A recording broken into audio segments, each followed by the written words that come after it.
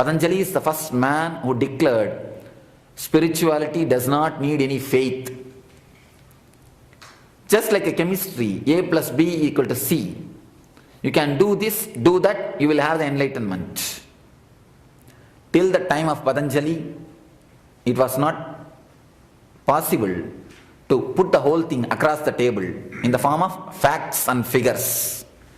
Just because of Patanjali, Patanjali is the only reason, the one and only reason who made we spiritual people to sit and face directly, face to face, the great scientists. Because the terms of logic, the terms of mathematics, in terms of analysis, in terms of facts and figures, we have only one book in the spiritual world, that is Patanjali's Yoga Sutras. All the other books, they speak about the path and the goal, but they never speak about the why, how and the why. Patanjali is the first man who speaks how and the why. So, few aphorisms, few sutras from the Patanjali, I will try to comment on these 3 days. This is a series of discourses, 3 days discourse. I will be speaking 8 steps to enlightenment. According to Patanjali, the great spiritual scientist, 8 steps to the enlightenment. The 8 steps which he gave, I'll try to explain, I'll try to express my understanding on those 8 steps. Of course, to show the greatness of the Patanjali, I have compared the other societies, other cultures. Please don't misunderstand. Don't think anybody is low. But to make you understand, I have no other way to show or to express the greatness of the Patanjali. Only when you understand the importance of the man and his mission, you will be able to attend, you will be able to listen totally, carefully. Otherwise you will miss, just as you missed the first story.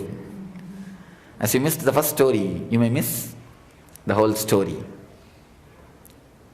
Patanjali gives 8 steps to enlightenment. Essence of Patanjali is called Ashtanga Yoga.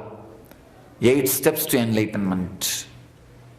That 8 steps, I'll try to explain.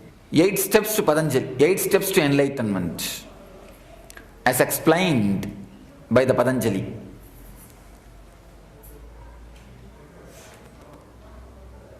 Let me just repeat the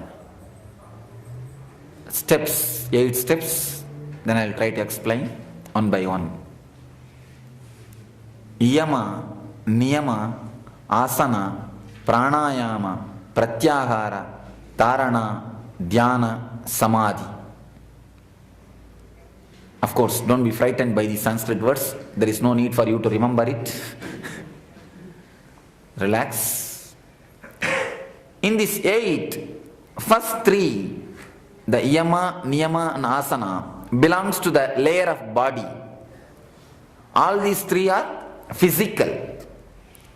The next, Pranayama, Pratyahara, Dharana.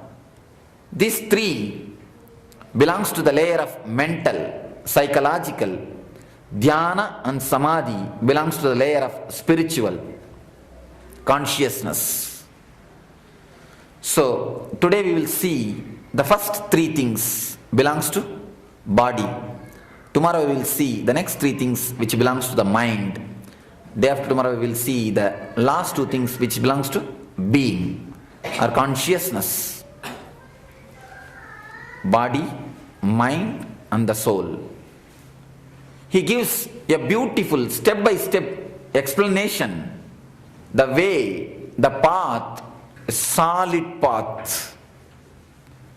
I can say, because of Patanjali, we can stand with backbone. If only one book, this one book, if it has not happened in the Eastern tradition, in the Eastern mysticism, there is nobody, no book, no other master who can challenge the Western scientific thinking directly, Western logical thinking directly. Because in the Western logic, they say, according to the science, according to their system, they say A plus B equal to C. Whether I do it, or you do it, or he does it, or she does it, A plus B is C. It is proved. They question you. They question the spiritual masters. Do you have something like this straight? Do you have something like this, a clear cut? Do you have something like this, facts and figures? Except Patanjali, nobody says yes. Patanjali is the first man and the last man who says yes. Yeah, big capital letter yes. He says very clearly, step by step, where to start, how to walk, and where to stop, and where to end. The meditation techniques and the methods to start, the methods to walk, methods to end. A Western mind, a logical mind. One more thing you need to understand. Don't think you are all people of East. That's a big mistake you do. When I say West, people who think logically, you also have become West. Not because you are in America. The day when Gurukulam system is destroyed in India, the day English education is entered in India, the day Western education system is entered in India, the whole East has become West. The whole East has become West. Everybody just questions. Unless your questions are answered, nobody is ready to do anything. Don't think only here your kids are questioning. People come and tell me from the America, Swamiji, my kids are not listening. If I tell them to tell prayers, they say, why should I say? They ask all sorts of questions.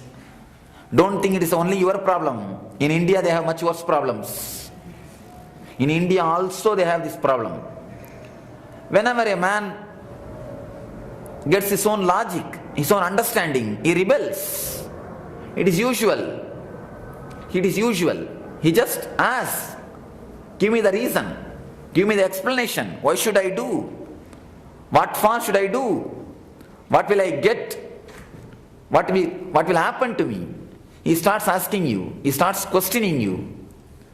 Patanjali is the first and the last man who gives reply for every question, who gives a logical reason. Takes a man from logic to the place where you crash the logic. Actually, I feel totally dissatisfied even after giving so much of introduction about Patanjali. Now what I have given introduction, really I feel totally dissatisfied that I have not expressed the glory of Patanjali. Just because of that, which I don't want to do, I am not able to express the glory of Patanjali. Even this I have to use some harsh words to express the glory of the Eastern thinking system. Anyhow, sometimes truth is harsh, but it has to be understood. If I explain the way in which he worked, the way in which he designed, I can say Patanjali is the unabridged dictionary of world philosophies. Any philosophy, the whole world philosophies, you can classify in two ways. One is who follows Patanjali and who refuses Patanjali, that's all. But you can't go beyond Patanjali. Either you have to accept Patanjali or reject Patanjali. But Patanjali will be the center. Patanjali is the center. There is no going beyond Patanjali. He will be the center. Either you agree or you disagree. Patanjali is the basic. Patanjali is the base for the whole world's philosophy.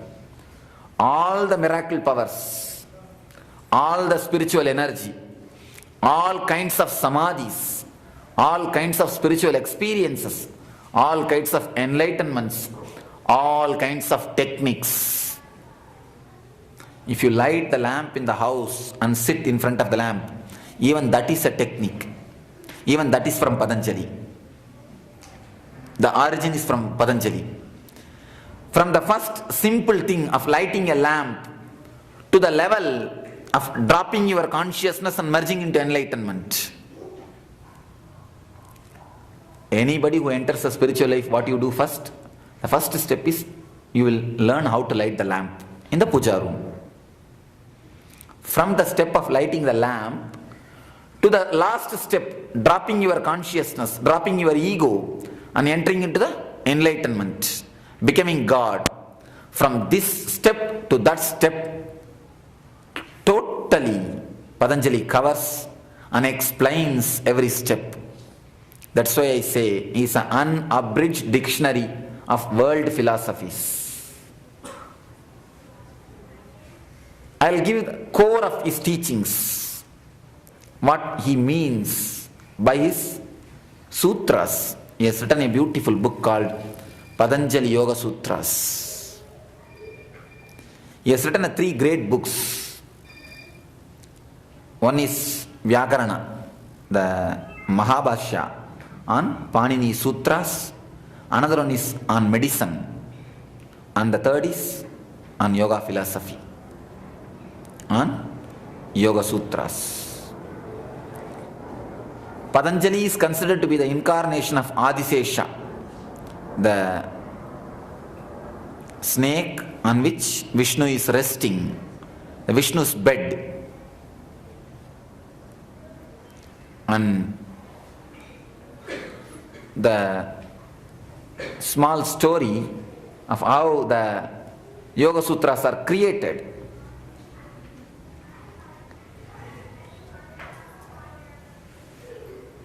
The Patanjali was staying in Chidambaram. Chidambaram is a place in South India where the big Nadaraja temple is there. He stayed in Chidambaram. He used to conduct classes, the meditation courses. He had a beautiful ashram. Whenever he used to speak on these Yoga Sutras, the one tongue will not be sufficient. Now I understand why the one tongue is not sufficient. To speak about Patanjali itself, I feel so dissatisfied. I feel I have not exactly expressed the glory of Patanjali. To speak about him itself, one tongue is not sufficient. Then how much he would have felt insufficient to speak his philosophy. So he feels that one tongue is not sufficient. So he used to take the Adisesha Avatara, his original form, and used to speak in 1,000 tongues. And 1,000 disciples used to sit and write down whatever he speaks. For each phase, one disciple will sit and write down. When he takes that form, his energy will not be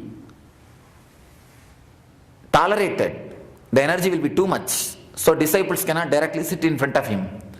So they used to put a big curtain in front of him. He will sit behind the curtain and he will speak. Disciples will note down. He said to the disciples, for no reason you should either pull the curtain or nobody should go out of the hall. Nobody should leave the hall, because in front of the master itself people sleep, doze and do all sorts of things. And if he's not there, what will they do?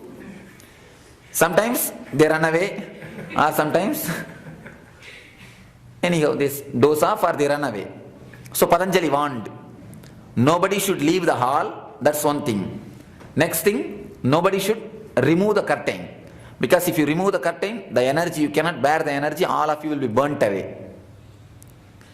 Anyhow, Patanjali has started the class. Every day it goes on. In 1,000 heads is giving the discourses, and in 1,000 disciples are recording. Today the discourse is getting finished. Today the whole program will be over. All the sutras will be recorded. Just on that day, out of curiosity, one disciple just pulled the curtain. And the energy has flooded. all the disciples who were there in front of him, the disciples and the copy works, the palm leaves, everything is just burnt. Whole work of Patanjali is just wasted, become dust, become ash. But somehow, fortunately or unfortunately, one disciple, just at that moment, he has gone for outing. He has gone for outing. When Patanjali first saw the disciples, and in front of his own eyes, all of them are getting burnt, and everybody else become ash, then he felt very sorry, and he came down, he became normal, he came to his ordinary form, the human form. Then he saw one disciple slowly coming back from his house. He felt in a way happy. At least that one man is saved. At least his recordings are alive. That one man's one recording only what we have as Patanjali Yoga Sutras. All the 999 has disappeared. Don't think I am telling story. I am not telling story. I am telling you history. I am not telling you the story. I am telling you the history. Because if you see the depth in which he has written, the depth in which he analyzed the human consciousness, you cannot imagine the unimaginable expression, unimaginable experiences he writes.